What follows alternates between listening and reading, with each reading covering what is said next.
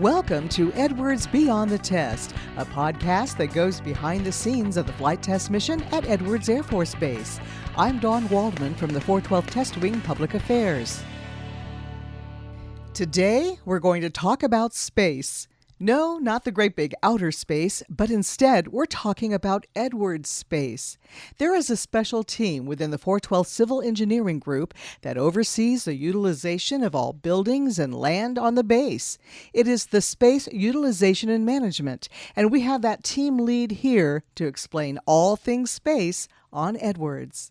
And with that, a big welcome to Miss Michelle Birch. Michelle, thank you so much for taking our virtual meeting today. Good morning. Thank you for having me. Well, Michelle, about 2 years ago, you became the team lead for Space Utilization and Management. That is so awesome. Can you give us a brief overview of what you and your team are doing? And also tell us about the Air Force instruction that covers this section. There's two of us that actually work the space request where we try to find available and useful space for our customers. Our customers are base organizations, based agencies, it could be private orgs. The process actually starts when you make that initial contact with us. What we'll do is we'll send you a pre-visit questionnaire. And what that does, it allows us to kind of narrow down the type of space that you need. And then we go out with our tools to try to find that. The guidance that we use comes from AFMAN 32-1084, standard facility requirements, but we'll also use other instructions that we'll find in the 32 series. Well, Michelle, as you know, Edwards is pretty big. It's the second largest base in the U.S. Air Force. Can you define for us, what is that space that you and your team manage? Yes, it is very large, over 300,000 square feet. And so there are different types of facilities on base with different space. So the space that I'm speaking of, it refers to administrative space or even storage space. Okay, well, that explains that to us. Thank you. You know, what are some of the reasons why someone would need to make a change to how that space within a building is being used? There are many reasons, many different reasons. So let's say that there's a new program or a new mission that's going to come to the base. There's a particular building that this program or mission needs, but somebody is already occupying it. We have to relocate the current tenants of that particular building to another location. It may be because we have to find a location for organizations that have increased manning. So we have new growth there. Sometimes they're sitting on top of each other. So we have to find another location for that particular mission. It also can be for temporary programs that will come in for a few months. And so we need swing space. That's on one spectrum. On the other side, again, there may be a need for temporary space to store equipment, furniture. We try to be very flexible in the type of space that we need to give. Well, I think one good example currently underway is for the need for temporary space is the renovation happening at Building 1. It was built back in the mid-1950s, and over the years it's had some spot work, but now it needs a top-to-bottom renovation. And this means everyone and everything inside has had to relocate. Michelle, that's no small task, so when did you start working on this? And can you tell us the process of finding that space for not only the workforce, but for the furniture and boxes and equipment and so on? Well, fortunately, in this particular case, the project manager was very proactive and had facilities already in mind. So basically, we came in and ran the numbers to make sure that the space would suit them. It wasn't too much or it wasn't too little. And then at a later point in time, the request came to, once that move started taking place, the renovations and you're moving people out, there was a request to find a spot for their storage of their equipment and their furniture. And we were able to do that. So early communication made the biggest difference. So does the Space Utilization and Management team make the decisions about the projects? In other words, what happens after the scouting program identifies the space and the need? And that's exactly just what we do. We just identify, space team, identify the space that's available. But with the assignment of the space, that will come through the real property office. But the process to get it to that point is that we go through a coordinated vetting process where the determination and the approval comes from our wing commander at the facility board. Well, Michelle, I got to bring this up. I can't help it. Over the years, I've noticed that the mere mention that your team is paying a visit to a building can bring about emotional experiences for people. Have you also noticed this? Yes, spaces can be very personal. And I remember years ago when I would walk a space with my predecessor.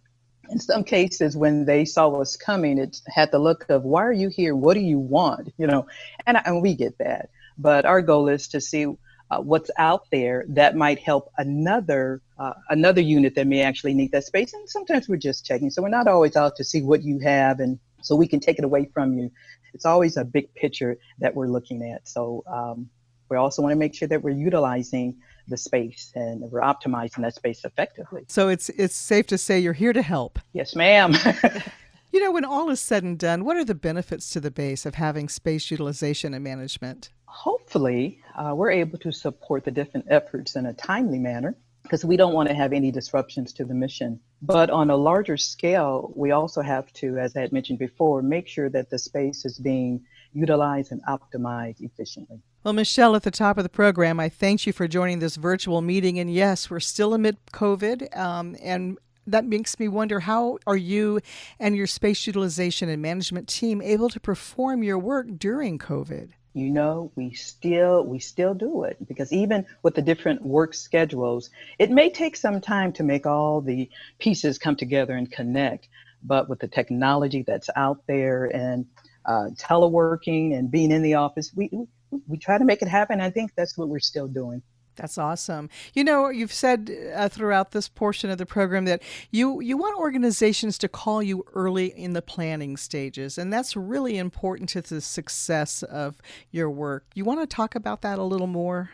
Yes. So if you bring the space in or the space team in early, it really can help save time and resources. Simply because you may see a facility that looks vacant on base, that might be planned for something else. So if you contact us first, we can let you know the status of that particular building. So we just ask that it's clear, it's early, and so we can avoid any mishaps. One thing that is abundant at Edwards is space, lots of space between here and there. We'll explain that in just a moment.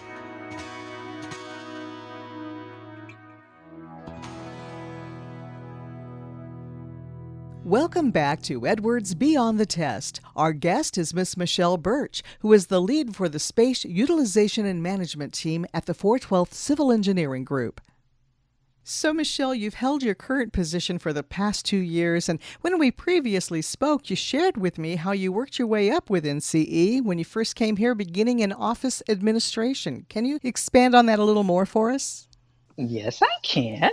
I came to CE in 2009 from Shreveport, Louisiana. Came in as a secretary. Worked in what I think we would call like our modern day orderly room. Within 10 months, I was promoted to a program analyst, management analyst. After 6 years, I was reassigned as a realty specialist. 2 years later, I was promoted to my current position. Oh, that's awesome. And by the way, before you came to Edwards, you served in the Air Force. And while you are a native of Los Angeles, you never were stationed in California while you were in active duty. That's correct. It's been 17 years since I retired from the Air Force. My career began as a 702C shred out, which was orderly room, at Keesler Air Force Base in Biloxi, Mississippi. I did a remote tour to Florence Air Base, Belgium, and then a follow-on to Hickam Air Base in Hawaii. So when I left Hawaii, I retrained into the paralegal career field and was assigned to Cannon at, where is that? That's in New Mexico, yes. Next, it was off to Europe. I went to Spain, Dahlem, and then I returned back to the United States at Barksdale Air Force Base in Bossier City, Louisiana. That was quite a career. That's really interesting. I enjoyed previously hearing the story you told me about the first time you ever came out to Edwards. It was not work-related, but more on a personal note. Do you mind sharing that with us? At the time, it was 1996, and I was stationed in Germany. I had been deployed there to be a part of the stabilization force under Operation Joint Guard. Now, within the first week that I arrived, I received a Red Cross notification that one of my older brothers had died. I was informed by the Red Cross office there that I needed to get in contact with Edwards Red Cross office because my parents lived in the San Fernando Valley area and that was the closest base to them. So on the day that we're traveling out to Edwards to pick up my tickets, we're driving across the the lake bed, and my father, I have my parents with me, and my father, he's looking around, and he's looking at me, and he's looking around, and he says, "Daughter, there's nothing but dirt as far as the eyes can see." And I said, "I know, Daddy, this is my first time out here." So once we actually get to the gate, and at that time, I believe it was like a single shack, we travel again, and he's looking at me because he doesn't see anything for a minute or so. And then when he sees trailers, he says, "Is this it?" And I said, I hope not, but we'll see. So when I think about that, that was over 23 years ago, and it was a great experience. And there's still that long drive through the Western Gate like that. It's very interesting, And we have all that space between the base and the rest of civilization. And that's something you really enjoy, isn't it? I really do. I appreciate being out here. I'm still close to my family. I've made some amazing friendships, and I don't mind the drive because I'm not so far that I can't go visit and go where I need to go. So I may be one of the strange ones, but I do enjoy being out here. I like the vastness of the land. Well, Michelle, something else you enjoy is singing. And you have been blessed with such a beautiful voice. Myself and hundreds of others on Edwards have had the opportunity to hear you sing at ceremonies from time to time where you sing our national anthem.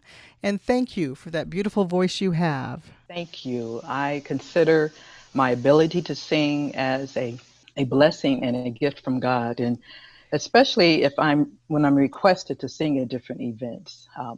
I don't take it lightly, and I appreciate being able to share. So, Michelle, before you go today, is there anything else that you would like to add? And I'm thinking about it, and what comes to mind is that although space is a team of two, it's a really much larger machine that works within CE. I have learned, and I believe that CE is a big part of this mission here at Edwards. From the beginning to the end, when a person requests space, there is some office or branch or group within the CE compound that has a part in the success of that. So I believe it takes, it's a big effort. It's not just our little team here, but it takes a huge effort, and it's all hands on deck, to accomplish the work. So, Michelle, thank you so much for taking the time to be here today and to tell us about space utilization and management here at Edwards. But before you leave, can you tell us what it means to you to work here at the center of the aerospace testing universe? Don, I truly enjoy being here at Edwards, and I appreciate the opportunity to be a part of this mission. I work alongside some amazing professionals across the base who take pride in the work that they do. And knowing that I work on a team that contributes to the success, whether it's great or small, is very meaningful. Another thought is that some may consider being here at Edwards is difficult because of its location, but I truly believe that it's the attitude that you bring to the table that will either make or break your experience here. So I just want to say thank you for this opportunity to share my story. Many thanks to today's guest, Miss Michelle Birch, for taking time to share her story and taking us beyond the test. Thanks to all for joining us. I'm Dawn Waldman for Edwards Beyond the Test.